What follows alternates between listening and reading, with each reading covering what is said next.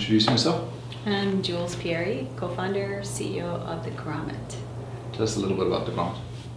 We launch products. So every day at noon we launch 1 or 2 products you've never heard of and probably would like to know about. Undiscovered gems that are innovative or inspiring in some particular way. And we create a video and thoughtfully, with heart, tell their story. Mm-hmm. And tell us a little bit about yourself. So this is clearly not your first gig, so how did you get here? 3 big swaths in my career: industrial designer in technology companies, big company person for mostly consumer products companies, executive type person, and then 3 startups. This is the first I founded. The one just before this, I was president of a company called Ziggs.com, and my first one's right out of business school, and it's actually design continuum called Continuum now. That's right, we know Continuum. Yeah, you must. Yeah, know them. yeah, we know Harry. Oh, Harry, yeah. And others. So at some point in your life, you wake up and you realize, oh my God, I'm in leadership, and there's people that actually are going to be following me into battle every day. Yeah. Do you remember that time or period in your life when you realized I'm in charge of things and people are actually listening to what I say? Up until KEDS, which was midstream in my career, one of my big company gigs, I actually did a lot of sort of solo stuff. I was in charge of bringing the business for Continuum, so that's very quantitative, honestly. Whereas a designer, I was on my own pretty much. I worked for people. But then at KEDS, I was, she called me utility player. My boss was Meg Whitman, who became the Meg Whitman. And she would have me do, it was kind of like, here's a big problem, you go do it. Like the in-between the cracks things that the operating people didn't have time to address because they had such a big day job. I always had weird titles like Director of Strategic Marketing, which means nothing, right? And so that's when it hit me, because I would have pretty massive resources at times, whether it's external consultants or internal people. I was asking time nonetheless and organizing these large turn the ship, revamp the brand, update the retail stores, rework distribution projects. And one day, and so I had to figure out how to direct people who were kind of doing things almost as a favor, because they did want the work done, but it wasn't necessarily their core job. And one guy said to me one day, "Did you actually really want to be a teacher? Because that's kind of how you handle this. Like, you give me like a playbook." And I consider that a compliment, actually, but I was really just trying to be efficient. Like, I don't want any doubt about what I'm looking for, because it's kind of squishy. Mm-hmm. And do you think that there was some kind of plan in all of this, or does it feel a little bit more like you found each opportunity and just took advantage of that? As a leader, you mean? I read a pretty good Myers-Briggs assessment of myself once, and I'm a personality I tested as a type that's called the scientist. And the thing it said that resonated with me is that you will fill the void if a leader is needed. You don't have to be the leader. And that's pretty much my history. That's pretty interesting. Yeah. So obviously along the way you develop a certain level of confidence that's associated with the decisions you make. Can you talk a little bit about confidence? Because we've seen it in the patterns, in the conversations that we've had, that it's a major driver, or courage maybe is a better word. They're different though. They're very different, courage and confidence. But confidence, I know for sure when that started. That was when I was 14, and I sent myself to boarding school. You sent yourself to boarding school? I did.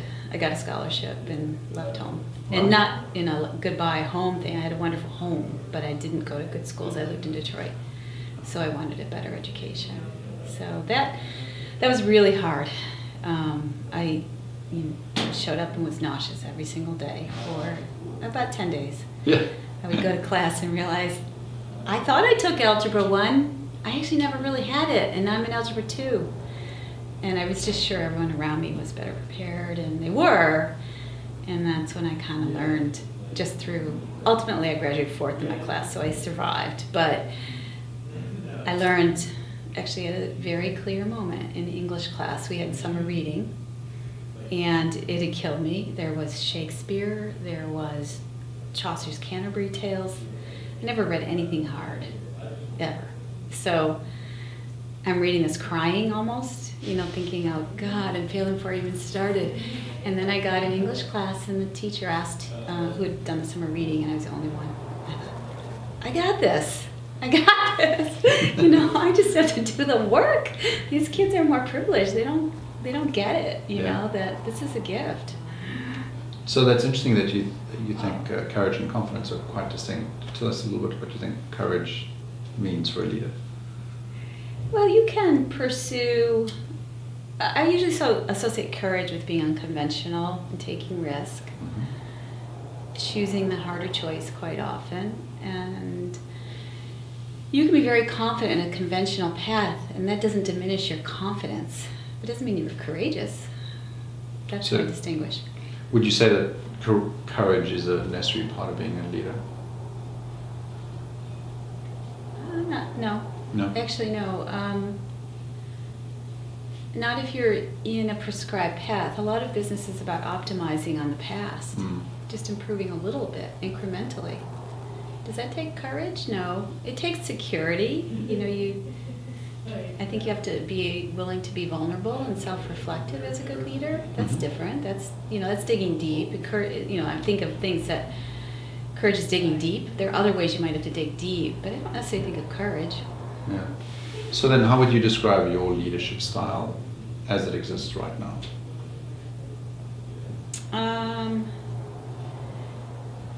I'm pretty steady, pretty unflappable, pretty rational to a fault. A scientist? Yeah. I think a lot about how to compete every day in keeping our people happy.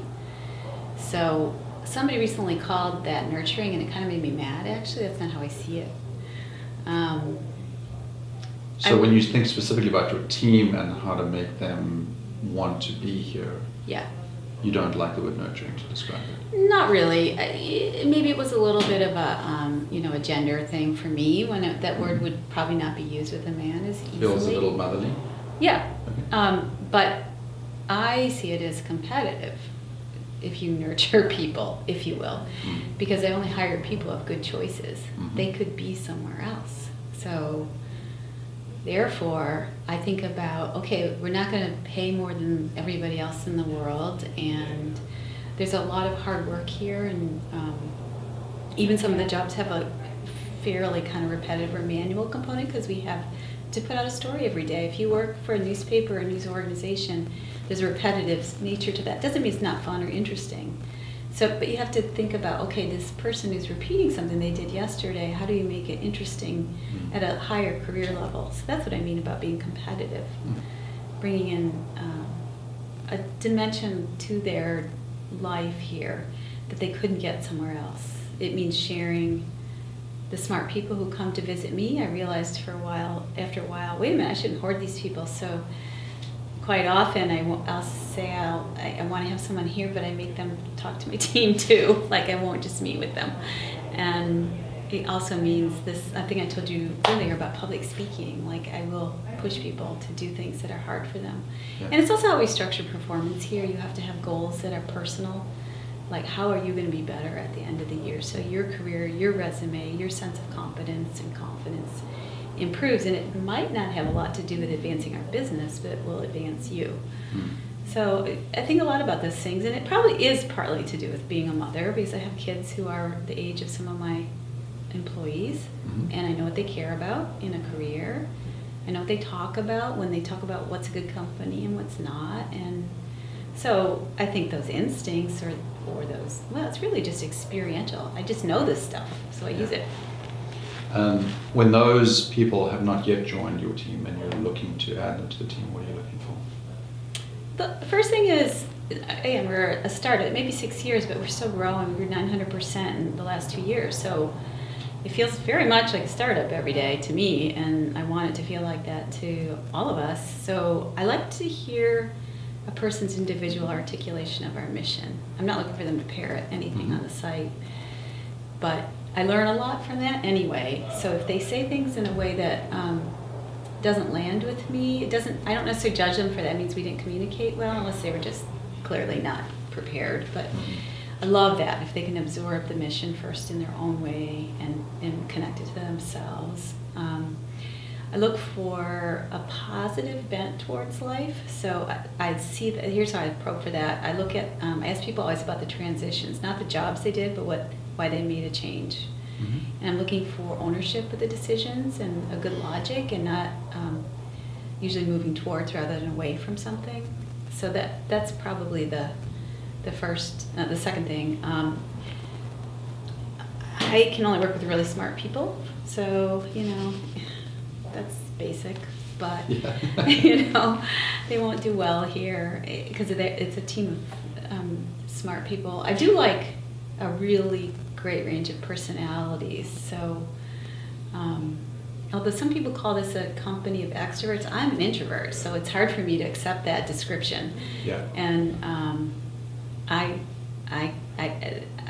there are no problems for me in interviewing someone who isn't necessarily classically articulate or salesy. Like, I don't need that in the interview. I can see to the core of the person a little bit better. Yeah. A lot of what you do is about understanding design, especially product design. What kind of design sensibilities are you looking for, both in yourself and the people that you surround yourself with? Well, if they can be called sensibilities. Actually, that's not necessarily something I would think of all the time in terms of the entire team, because not everybody here is curating, vetting, storytelling about products. So